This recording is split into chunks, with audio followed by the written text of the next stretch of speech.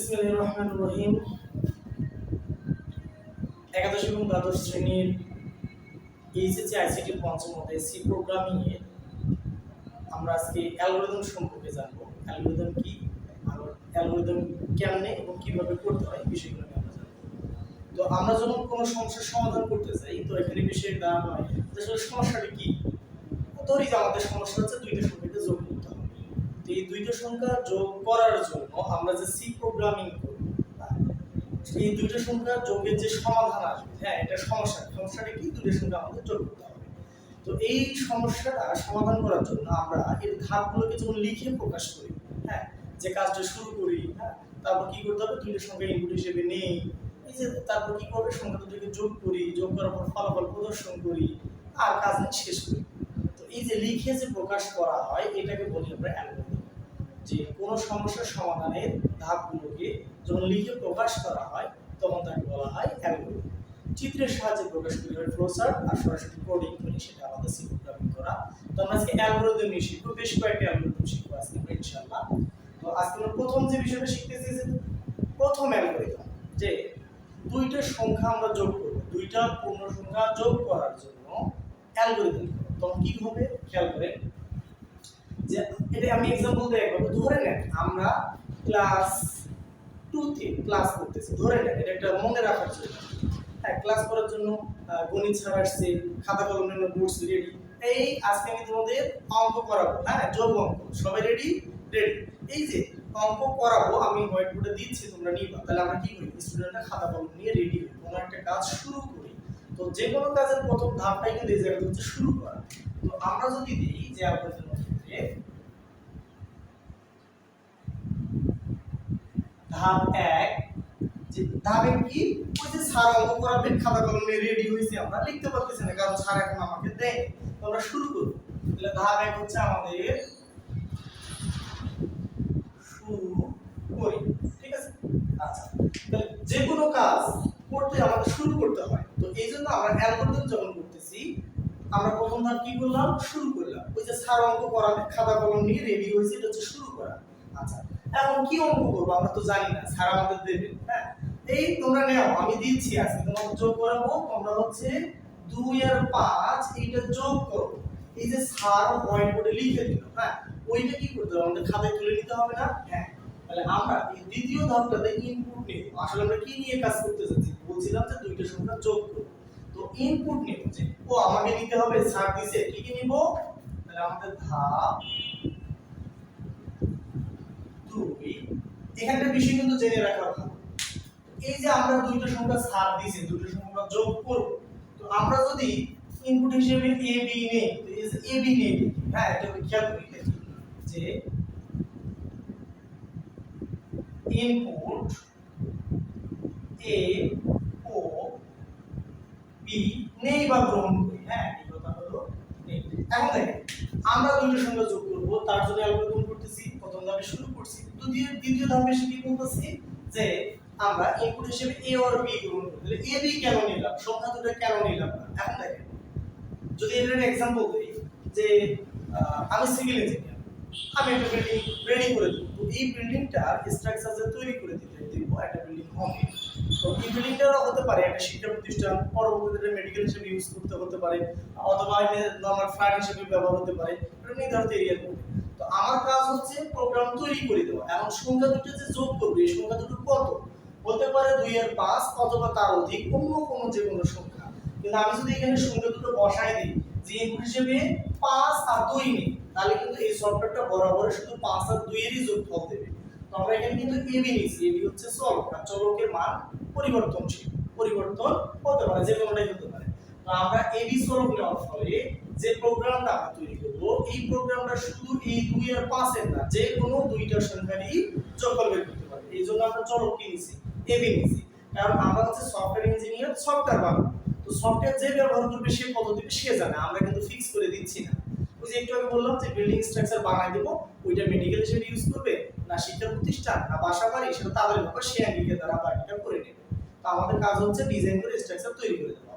তো আমরা কি করলাম, ইনপুট হিসেবে a ও b দুইটা নিলাম, মানে চলক হিসেবে গ্রহণ করলাম। আচ্ছা ঠিক আছে, স্যার দিয়েছে, ধরলাম যে এর মান 2 2 আর b এর মান 5।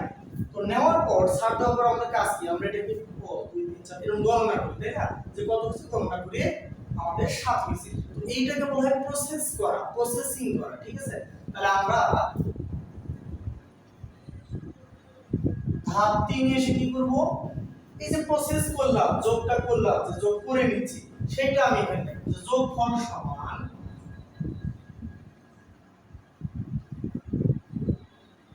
সমান কি করি, a প্লাস b করি। হ্যাঁ দেখেন এখানে কিন্তু অনেক ভাবে লেখা যায়, সংখ্যা দুটি যোগ করি, যোগফল সমান abc করি, আর যোগফল সমান a ও b যোগ করি। আবার দেখেন আমি যদি লিখতাম এখানে যে sum সাম, যেটা আমরা যোগ করব, সমান a প্লাস b করি। হ্যাঁ এটাও কিন্তু হয়ে যাবে। এখানে কিন্তু আমরা লিখে প্রকাশ করব, যে কোনো ভাবে বোঝাইতে হবে যে এখানে এই কাজটা করতে হবে, এটাই হচ্ছে আমাদের ধারণা। তো যোগফল সমান a প্লাস b করি, অথবা সাম সমান a প্লাস b করি, অথবা সংখ্যা দুটি যোগ করি, এটা কিন্তু লিখে প্রকাশ করা হচ্ছে। যেভাবে লিখবেন শুধু যেন বোঝা যায় যে না এইটা করতে বলছে এখানে, ঠিক আছে। আচ্ছা তাহলে যোগফল যখন হয়ে যায় আমরা তো আল্লাহ তাআলা বলেছি হইছে, যত বড় চিল্লাম দিতে পারি, ঠিক আছে না। তো আমরা এই যে দিচ্ছি দেওয়াটাকে বলা হয় আউটপুট দেওয়া, ফলাফল দেওয়া, ঠিক আছে। যোগফল হইলে কি আগে দিতে পারে, এটা তো একটা কম্পিটিশন থাকে। তো আচ্ছা এখন দেখেন এই যে আমাদের 4 নম্বর যে ধাপটা হবে, 4 নম্বর ধাপে আমরা কি করব, যে স্যার শুরু করছি আমরা ইনপুট হিসেবে দুইটা সংখ্যা নিয়েছি, দুইটা সংখ্যাকে যোগ করে তাহলে সাম সমান ab মানে ab যোগফলটা কিন্তু এইটা সমান ওইটা, অর্থাৎ ওই দুটো যোগফল কোথায় থাকবে, সামের মধ্যে থাকবে। তাহলে আমরা কি করব, ফলাফল প্রদর্শন করে লিখতে পারি, ফলাফল যোগফল প্রদর্শন করে লিখতে পারি, অথবা ফলাফল হিসেবে সাম প্রদর্শন করি, একই কথা। আমি যদি সরাসরি লিখে দেই ফলাফল প্রদর্শন করি বা যোগফল প্রদর্শন করি, ঠিক আছে, আমি লিখলাম যোগফল প্রদর্শন করি। আচ্ছা এখন দেখেন শুরু করছেন, দুইটার সাথে নিয়েছেন, যোগ করছেন, ফলাফল দিচ্ছেন, স্যার হয়ে গেছে, এখন আর কোনো কাজ আছে আপনার না। তাহলে আমরা কি করব, ধাপ 5 শেষ করি। তাহলে দেখেন এইটাই হচ্ছে একটা অ্যালগরিদম, কার জন্য, দুইটি সংখ্যা যোগের জন্য, দুইটি সংখ্যা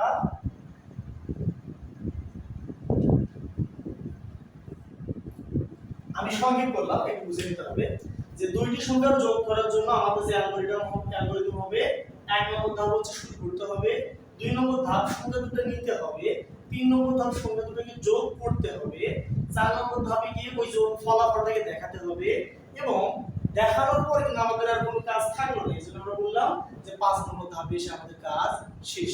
এখন দেখেন ইন্টারেস্টিং এটা ব্যাপার, এই একটা করলে আমরা কতগুলো পাবো, এখানে যোগফল, হ্যাঁ তো এই যোগফলের জায়গায় যদি আমি বলি যে বিয়োগফল সমান a b করি, কি করি, a b করি, আবার গুণফল সমান a b করি, আবার ভাগ, দুটি সংখ্যার ভাগ a অবলিক বা স্ল্যাশ বা ডট স্ল্যাশ বা বাই যেটাকে বলবো b করি। তাহলে দেখুন অলরেডি কি হয়ে গেছে, যে দুইটা সংখ্যা যোগ হয়ে গেছে, বিয়োগ হয়ে গেছে, গুণ হয়ে গেছে, ভাগ হয়ে গেছে, বাই যা আছে সেম সেম। ব্যাপারটা ক্লিয়ার তো বুঝতে পারছি আপনারা। তাহলে আমরা যেটা দেখলাম এটা হচ্ছে একটা অ্যালগরিদম, কিসের অ্যালগরিদম, যে দুইটি সংখ্যা যোগ করার একটা অ্যালগরিদম। শুধু তাই নয়, দুইটি সংখ্যা বিয়োগ, দুইটি সংখ্যার মধ্যে গুণ, দুইটি সংখ্যার ভাগ, এটা আমরা এই একই অ্যালগরিদম দ্বারা করতে পারি। এটা নাম্বার 1। আচ্ছা নাম্বার 2, এরপর কি করা যায়, আমরা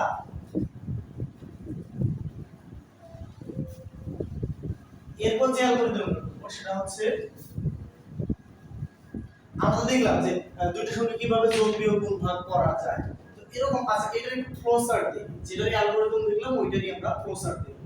তো ফ্লো চার্টটা কি, চিত্রের সাহায্যে, হ্যাঁ এই যে যখন আমাদের এই প্রোগ্রামিং এর বা অ্যালগরিদমের ধাপগুলোকে চিত্রের সাহায্যে দেখানো হবে তখন সেটাকে বলা হবে ফ্লো চার্ট। চিত্র কেমন, যেমন ধর এই ধাপ আগে আমরা কি করছিলাম, শুরু করছিলাম, তাহলে ওইটা আমরা করব একটা উপবৃত্তের সাহায্যে। হ্যাঁ যদি আমি এখানে বাংলা লিখি, বাংলা লিখতেছি বোঝার জন্য, এটাকে স্টার্ট দিব, অথবা এখানে শুরু লিখলাম, ধাপে কি করলাম, শুরু করলাম। হ্যাঁ আচ্ছা এই ধাপে শুরু করার পর ধাপ 2 এটা প্রবাহের দিকে, তীরগুলোকে পড়বে প্রবাহের দিকে, অর্থাৎ প্রোগ্রামটা এরপর কোন দিকে যাবে সেটা হলো এই তীর দ্বারা নির্দেশ করা হবে। আচ্ছা 2 নম্বর ধাপে এসে কি নিছিলাম, ইনপুট নিছিলাম। এটা কিন্তু আমাদের অবশ্যই মনে রাখতে হবে যে এইটা আমাদের ইনপুট, হ্যাঁ চিহ্ন বা সাইন প্রতীক, এটা জ্যামিতিক চিহ্ন জানা আছে সবারই। যে কি চিহ্ন। আচ্ছা, তাহলে এখানে 2 নম্বর ধাপে এসে আমরা কি করব, ইনপুট নিব। ইনপুট কাকে নিব, এখানে আমরা কিন্তু ইংরেজিতে লিখতে পারতাম ইনপুট, হ্যাঁ ইনপুট একটা হচ্ছে a কমা আর একটা b, অর্থাৎ দ্বিতীয় ধাপে এসে আমরা ইনপুট নিলাম a, আমি কিন্তু ইংরেজিতে লিখতে পারতাম যে ইনপুট সমান সমান a কমা b। আচ্ছা, এখন শুরু করছি, ইনপুট নিছি, a b নিছি, লিখে কি করতে হবে, যোগ করতে হবে। তো যোগ করার জন্য আমরা যেটা করব, যে এখানে একটা প্রসেসিং চিহ্ন আছে, এগুলো কিন্তু মনে রাখতে হবে, অবশ্যই মনে রাখতে হবে। এটা একটা আমাদের প্রসেসিং চিহ্ন। তো এখানে কি লিখলাম আমি, যে সাম মানে যোগফল সমান সমান কি a প্লাস b। তো এই যে 1 2 3 নম্বর ধাপ আমাদের হয়ে গেছে। তাহলে 4 নম্বর ধাপ কি, এখন যোগফলটাকে আমাদের দেখাতে হবে, যোগ করা শেষ। দেখানোর জন্য যেটা করব আমরা, সেটা হচ্ছে আউটপুট সাইনটা দিয়ে দেব, ঠিক আছে। যেটা ইনপুট মনে রাখতে হবে, যেটা ইনপুট ওইটাই আউটপুট, একই চিহ্ন দ্বারা ইনপুট এবং আউটপুট দেওয়া হয়েছে, হ্যাঁ। তো এখানে আমি লিখলাম যে ফলাফল প্রদর্শন করি, আউটপুট দেখাই, সাম প্রিন্ট করি। তো এখানে যদি আমি ইংরেজি করে দেই, বিষয়টা খেয়াল করেন, ইনপুট সমান a কমা b দিলাম, হ্যাঁ হয়ে গেছে। আচ্ছা, সাম সমান এটা, তাহলে এখানে আমরা প্রিন্ট দিব, দেখেন প্রিন্ট, প্রিন্ট মানে ফলাফল দিচ্ছে, আউটপুট দিচ্ছে। প্রিন্ট কাকে করবে, এই যে a b কে যোগ করে কার মধ্যে রাখছি আমরা, সামের মধ্যে, তাহলে প্রিন্ট হবে সাম। দেখেন শুরু করছি, ইনপুট নিছি, ইনপুট সাইন যেমন আউটপুট সাইন তেমন সেম। তো প্রসেস করে আউটপুট দিছি, আর কোনো কাজ নেই আমাদের। এখন আমরা কি করব, যে উপবৃত্তের সাহায্যে শুরু করছি ওটা দিয়ে আমরা কি করব, শেষ করব, শেষ করি বা শেষ। এখন দেখেন ইন্টারেস্টিং ব্যাপার, যেটা দিয়ে শুরু হয় ওইটা দিয়েই শেষ হয়। ইনপুট যেটা ওইটাই আউটপুট, আর প্রসেসিং চিহ্নটা একটা আয়তক্ষেত্র। আচ্ছা, এরপরে আমরা এই যতগুলো ফ্লোচার্ট করব, হয়তো বা হাতে গোনা ব্যতিক্রম দুই একটা আমরা চিত্র দেখতে পাবো। যেমন একটা দেখতে পাবো কন্ডিশনাল সাইন, ঠিক আছে, এটাকে আমরা কন্ডিশন বা লজিক্যাল বলতে পারি। এখানে কিন্তু কন্ডিশন থাকে, হ্যাঁ অথবা না উত্তর আসে, হ্যাঁ। আরেকটা দেখবো আমরা সংযোগ সাইন, যেটা একদম বৃত্ত হবে, ঠিক আছে। তাহলে এখানে দেখো একটা বিষয়, শুরু সাইন পাইছি, ইনপুট যেটা ওইটাই আউটপুট, একটা প্রসেসিং আর আউটপুট তো অলরেডি ইনপুটের সঙ্গে পেয়ে গেছি। এটা হচ্ছে সিদ্ধান্ত প্রতীক আমরা বলতে পারি, আর একটা হচ্ছে সংযোগ প্রতীক। যখন প্রোগ্রামিং একাধিক জায়গাকে আমরা একত্রিত করতে যাই, তখন অ্যারের মাধ্যমে প্রবাহের দিকগুলো এখানে নিয়ে সংযোগ দিতে পারি, এমনকি এখান থেকে বের করেও আবার অন্যদিকে নিয়ে যেতে পারি। তো এই যে অ্যারেগুলো, হ্যাঁ অ্যারেগুলো দেখেন, আপ ডাউন লেফট রাইট যেগুলো থাকে, এগুলোকে আমরা বলতেছি যে প্রোগ্রাম প্রবাহের দিক, অর্থাৎ প্রোগ্রামটা কোন দিকে যাবে এই অ্যারের সাহায্যে নির্দেশ করা হবে। তাহলে আমরা ছোট্ট করে আজকে যে দুইটা জিনিস জানলাম, যে দুইটি সংখ্যা যোগ করার জন্য একটা অ্যালগরিদম কেমন হবে এবং তার ফ্লোচার্টটা কেমন হবে। তো এটা ছিল একটা সহজ বিষয়। এরপর আমরা ধীরে ধীরে একটু ভিতরে যাই।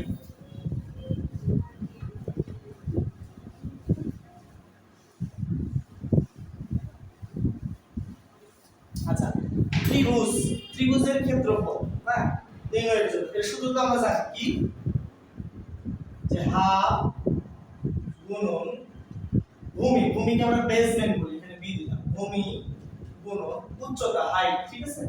তাহলে এইটা হচ্ছে ত্রিভুজের ক্ষেত্রফল। তো যদি বলে যে ত্রিভুজের ক্ষেত্রফল নির্ণয়ের জন্য এটা অ্যালগরিদম লেখো, একদম সহজ। আমরা এক নম্বর ধাপে কি করব, আমাদের অবশ্যই কাজটা শুরু করতে হবে, ঠিক আগে যেটা যোগ করছিলাম ওইটার মতো। ধাপ 2, এখন দেখেন ত্রিভুজের হাফ কিন্তু ইনপুট থাকবে না, আমাদের ভূমি আর উচ্চতাটা ইনপুট হিসেবে নিতে হবে। তাহলে আমরা কি করব, ইনপুট একটা হলো বেসমেন্ট বি ও এস নে, অর্থাৎ ইনপুট হিসেবে ভূমি এবং উচ্চতাটা নে। আচ্ছা, তারপর ধাপ 3 এসে আমরা যেটা করব, তাহলে কি করতে হবে, ওই সূত্রটা সরাসরি। এখন একটা বিষয় খেয়াল করেন, এইটা কিন্তু আমরা কোডিং এ গিয়ে লিখতে পারবো না, কারণ যখন কম্পিউটার আমরা কোডিং করব তখন কিন্তু এই ধরনের জিনিসগুলোকে লেখার আলাদা একটা নিয়ম আছে, ভেঙে লিখতে হয়। কম্পিউটারের কিবোর্ডে সরাসরি টাইপিং করা যায়, এই ধরনের লেখা ছাড়া এবং ফ্র্যাকশন বা রুট এগুলো দিয়ে কিন্তু লেখা সম্ভব না। ওগুলো লেখার বিকল্প নিয়ম আছে, সেগুলো আমরা পরবর্তী ক্লাসে শিখবো। তো আমরা কি করব, এখানে যে ওই যে ত্রিভুজে আমরা ক্ষেত্রফল তৈরি করব। তো ক্ষেত্রফল সমান, বা ইংরেজিতে যদি আমরা লিখি, আমি বাংলা দিয়ে লিখতেছি, ক্ষেত্রফল সমান কি করতে হবে হাফ গুণন ভূমি গুণন উচ্চতা করতে হবে হাফ গুণন বেসমেন্ট গুণন উচ্চতা ঠিক আছে করি এখানে লিখলাম করি যে এখন এটা করতে হবে ঠিক দেখেন আগে যোগের যেটা ছিল দুইটার সাথে সেম শুধু মাঝখানে কি হলো সূত্রটা চেঞ্জ হলো ওখানে ইনপুট নিছিলাম এবি আর এখানে নিলাম বি এবং এইচ বেসমেন্ট এন্ড হাইট আচ্ছা এখন এই যে ক্ষেত্রফল আমরা পাইছি এখন কি করব ধাপ 4 এ এসে আমরা কি করব যে ক্ষেত্রফল প্রদর্শন করি বা ফলাফল প্রদর্শন করি একই কথা ক্ষেত্রফল প্রদর্শন করি আচ্ছা ক্ষেত্রফল প্রদর্শন করার পর তার আমাদের কোনো কাজ অবশিষ্ট থাকে না এইজন্য আমরা ধাপ 5 এ এসে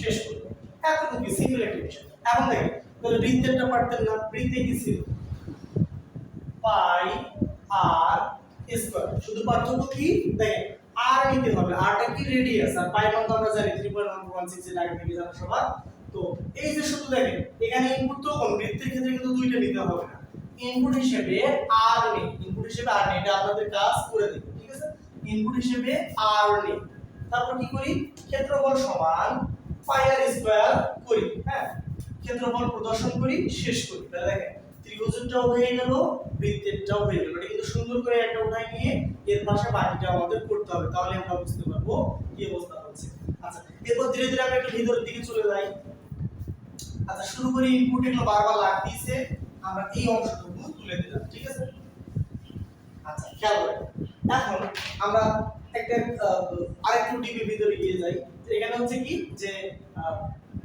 এটা হচ্ছে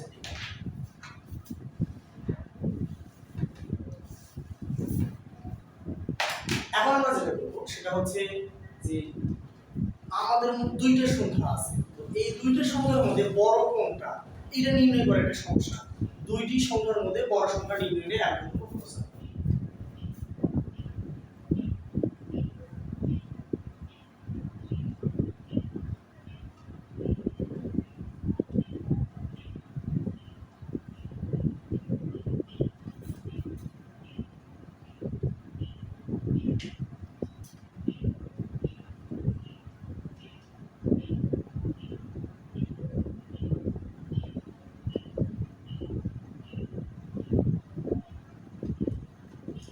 তাহলে এখন আমরা কি করব একটা অ্যালগরিদম এবং ফ্লোচার্ট একই সঙ্গে দেখব যে দুইটি সংখ্যার মধ্যে বড় সংখ্যাটা নির্ণয় করার জন্য অ্যালগরিদম এবং ফ্লোচার্ট কিভাবে করতে হবে তাহলে খেয়াল করুন আমরা ধাপ 1 শুরু করব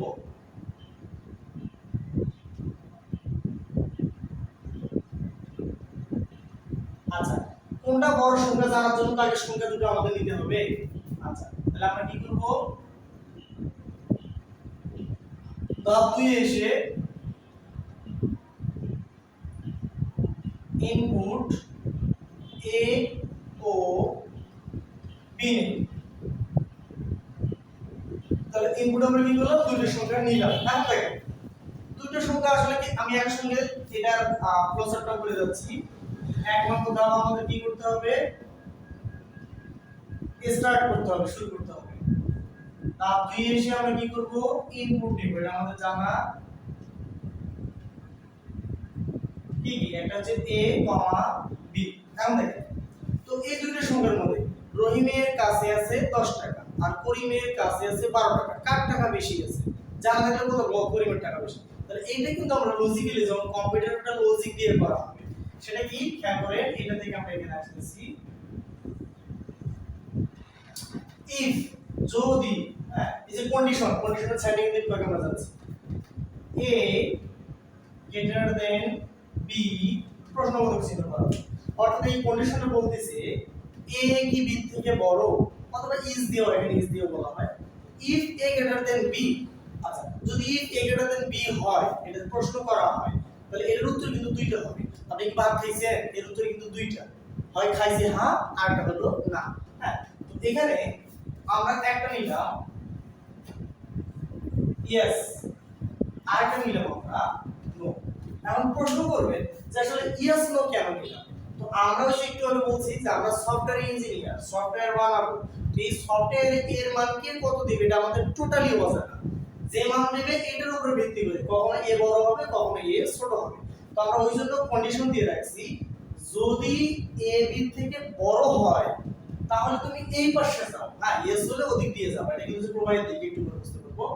আর যদি না হয়, যদি না বলে তাহলে তুমি এদিক দিয়ে যাও। আচ্ছা ওদিক দিয়ে গেলে কি হবে আর এদিক দিয়ে কি এদিক হবে? তাহলে যদি না হয় তাহলে ওদিক দিয়ে যাবে ইয়েস, ওখানে গিয়ে বলবে তাহলে তুমি প্রিন্ট করো, আমি সংক্ষেপ করলাম বুঝে নিতে হবে পি তে প্রিন্ট, তুমি প্রিন্ট করো কাকে একে, অর্থাৎ এ বড় সংখ্যা, এটা একটু বাঁকা হয়ে গেল সোজা হবে একটু। আচ্ছা এরপর আর যদি বলে না তাহলে কি হবে, প্রোগ্রামটা তখন এদিক দিয়ে আসবে, হ্যাঁ এদিক দিয়ে এসে বলবে যে তুমি প্রিন্ট করো বি। আচ্ছা এখন দেখেন দুইজন দুই রাস্তায় গিয়ে থেমে গেল। হ্যাঁ আমরা যখন গ্রামে মেলা করতাম, ঠিক আছে অনেক ছোট থাকা, তো এটা মনে আছে ছোটকালে বাল্যকালে যে মেলাতে যাইতাম তখন বলতাম যে এই তোমরা যদি কেউ মেলাতে হারিয়ে যাও তাহলে ওই যে স্কুল মাঠে যে বট গাছ আছে ওইটার গোড়ায় এসে বসে থাকবা, আমরা ওখান থেকে একত্রিত হয়ে বাসায় যাব, ঠিক আছে। তো আমাদের এটা মাথায় কাজ করতেছে না, আমাদের একত্রিত হতে হবে।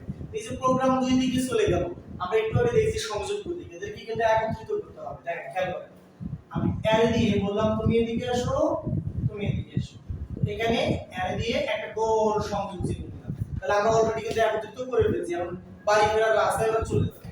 এখন এখানে এসে আমরা কি করলাম, শেষ রিপিট শুরু করছি, সংখ্যা দুটো নিয়েছি, নেওয়ার পরে কে বড় জানি না, এই জন্য লজিক দিছি, কন্ডিশন দিছি। আচ্ছা দেখো তো এর থেকে কি বি বড়, ও যদি হ্যাঁ বলে তাহলে প্রোগ্রামটা এদিক দিয়ে গিয়ে বলবে যে এটাই বড় সংখ্যা, তাহলে তুমি এদিক দিয়ে এসে শেষ করো। আর যদি না বলে তাহলে এদিক দিয়ে এসে বলবে বিটাই বড় সংখ্যা, এদিক দিয়ে এসে শেষ করো। এখন এখানে মাঝে মাঝে কিছু স্টুডেন্ট কন্ট্রাডিকশনের মধ্যে পড়ে যায়, আসলে প্রোগ্রামটা হ্যাঁ বলবে না না বলবে এটা তো আমি বুঝতে পারতেছি না। আচ্ছা এটা আমি কেমনে বুঝবো, সংখ্যাটাই তো দেওয়া নাই। সাপোজ দুইজন ব্যবহারকারী, হ্যাঁ কোন দিকে দেখায়, এখানে দেখেন ক ব্যবহারকারী এর মান দিছে 5, হ্যাঁ a ইকুয়াল 5 এবং b এর মান দিছে 6। প্রথম জন ক আব্দুর রহিম এইটা ব্যবহার করতেছে সফটওয়্যারটা, তো ও দিছে এর মান 5 b এর মান 6।